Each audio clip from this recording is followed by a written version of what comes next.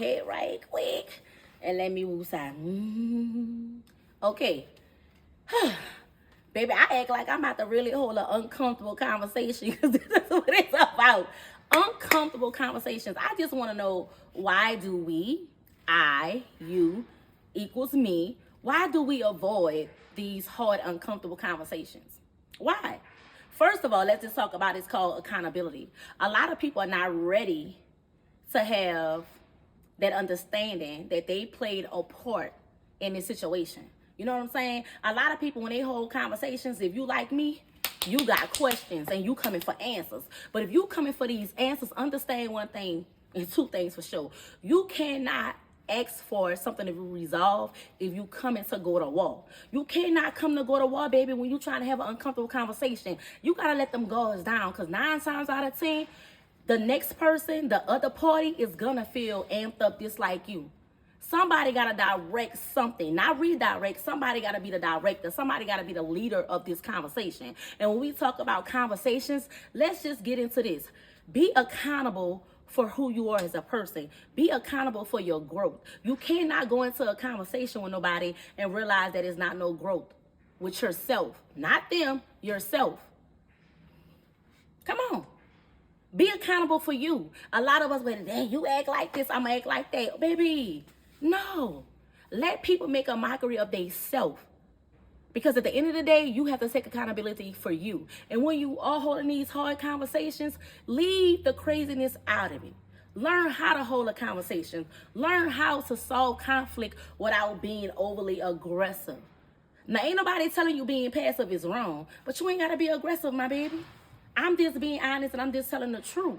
Learn how to hold a conducive conversation as an adult. Learn how to interject. Learn how not to be so long-winded. Learn how to understand, and also too, learn how to control your emotions. Understand I said control, not suppress. Because when you holding these hard conversations, that's what you're there for. You're there to put it on the floor. You're there to put it on the table, my baby. And sometimes you got to play spades. You got to... hit it. Hit that conversation like that. No, baby, don't run from it. Hold them conversations, because you just don't know. Some conversations will either make you or break you. But if you going to go into this conversation with the wrong attitude, don't have it. If you're not going up in here for clarification, to get healing, don't go into the conversation. I'm just being honest and telling the truth. You know, and I really have to be honest and say, certain conversations start with you. Certain hard conversations start with you. It don't start with the other people, baby. Hard conversations start with you. You have to be able, you have to be willingly to hold these conversations with yourself.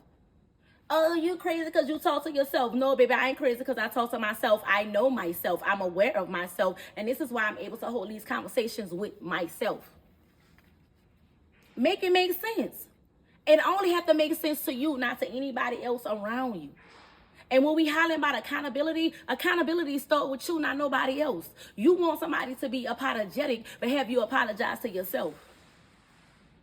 I want to know, have you sat down and apologized to you?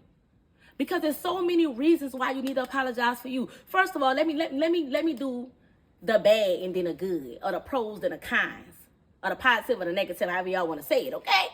First of all, did you apologize to yourself for your misbehavior as a grown-ass adult? Did you apologize to yourself for knowing better not to embark in this situation? Did you? Did you apologize to yourself? Did you come to understanding that you handled this situation like a child instead of like an adult? Did you have an understanding that you let your emotions get the best of you? That's just it. I could say the good. But I want to focus on that, because a lot of times when we are holding conversations, we only want to hear you, and not I. These hard conversations go both ways. And if you're not willing to open up your own Pandora box, don't hold this conversation. What else needs to be said? Do not hold these conversations, because 9 times out of 10, hard conversations hurt. But when they hurt, you come out with something. You come out with a peace of mind. You come out with understanding. But it's still affliction.